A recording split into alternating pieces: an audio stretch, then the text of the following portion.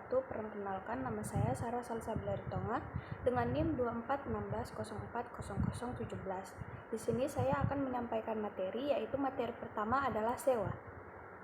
Yang pertama, definisi sewa. Sewa adalah perjanjian antara lese atau penyewa dengan lessor, pemberi sewa, di mana lese diberikan hak oleh lessor untuk menggunakan aset milik lessor pada periode yang telah disepakati.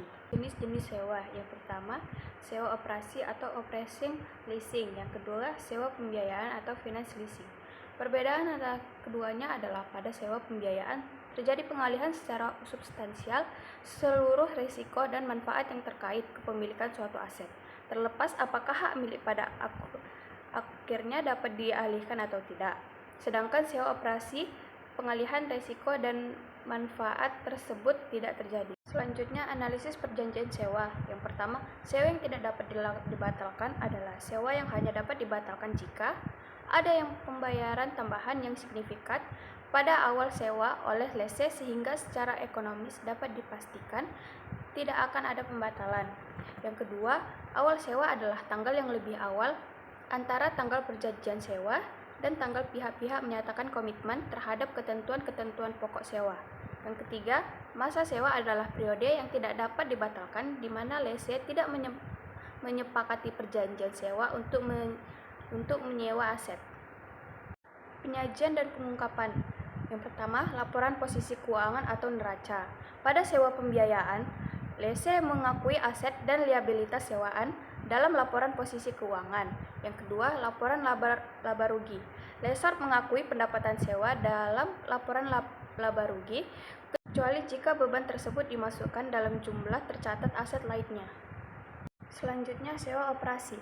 Pengakuan dan pengukuran perlakuan akuntansi untuk sewa operasi bagi lessor juga sederhana, karena 10 lessor hanya perlu mengakui pendapatan atas pembayaran sewa yang diterima. Selanjutnya, pengukuran pendapatan. Nilai pendapatan sewa diukur berdasarkan jumlah pembayaran sewa yang diterima dari lese. Biaya langsung awal yang dikeluarkan lessor dalam sewa operasi diakui sebagai aset sewaan dan dibebankan selama masa sewa dengan dasar yang sama dengan pendapatan sewa. Materi selanjutnya yaitu imbalan kerja dan pensiun. Perlakuan akuntansi atas imbalan kerja diatur dalam PSAK 24 Revisi 2013 Imbalan Kerja. Berlaku untuk pemberi kerja mencakup imbalan kerja jangka panjang, pesangon, imbalan pasca kerja, dan imbalan kerja jangka panjang lainnya. Selanjutnya, imbalan kerja jangka pendek. Imbalan kerja jangka pendek adalah imbalan kerja yang diharapkan akan diselesaikan seluruhnya sebelum 12 bulan setelah akhir periode pelaporan saat bekerja memberi jasa. Perlakuan akuntansi atas imbalan kerja jangka pendek relatif sederhana, karena tidak memerlukan perhitungan aktuaria dan tidak didiskontokan. Selanjutnya adalah pesangon. Pesangon adalah imbalan yang terutang akibat PKK, baik yang berasal dari keputusan perusahaan atau diberhentikan, ataupun keputusan karyawan atas tawaran perusahaan atau sukarela. Perusahaan yang mengakui pesangon sebagai liabilitas dan beban pada tanggal yang lebih awal diantaranya. Yang pertama, ketika penawaran atas imbalan tersebut tidak dapat ditarik kembali. Yang kedua, ketika biaya-biaya terkait restrukturisasi telah diakui sebagai PSAK 57. Imbalan pasca kerja adalah imbalan kerja yang disediakan perusahaan dan akan diberikan kepada pekerja setelah menyelesaikan masalah lainnya.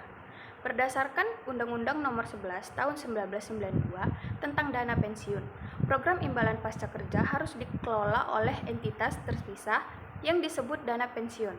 Perlakuan akuntansi. Perlakuan akuntansi atas program iuran pasti relatif sederhana, yaitu seluruh pembayaran iuran diakui sebagai beban, sedangkan liabilitas hanya diakui atas iuran yang belum dibayarkan. Perlakuan akuntansi atas program imbalan pasti lebih kompleks karena membutuhkan adanya asumsi aktuaria untuk mengukur liabilitas dan beban yang diakui, serta kemungkinan meningkatkan keuntungan dan kerugian aktuarial. Selanjutnya, pengungkapan. Perusahaan harus mengungkapkan informasi yang memungkinkan pengguna laporan keuangan untuk mengevaluasi sifat program imbalan pasti dan dapat keuntungan atas perubahan program selama periode tersebut. Pengungkapan berdasarkan PSAK 7 yaitu pengungkap informasi mengenai transaksi pihak-pihak berelasi dengan program imbalan pasca kerja dan imbalan pasca kerja untuk personil manajemen kunci. Baiklah, kesimpulan dari dua materi yang saya sampaikan adalah sewa dan imbalan kerja merupakan transaksi penting yang harus dicatat sesuai standar akuntansi. Sewa dibedakan menjadi sewa operasi dan sewa pembiayaan yang memiliki perlakuan akuntansi berdasarkan pengalihan risiko dan manfaat aset. Sementara itu, imbalan kerja mencakup imbalan jangka pendek, pesangon, dan imbalan pasca kerja yang harus diakui, diukur, dan diungkapkan dengan tepat.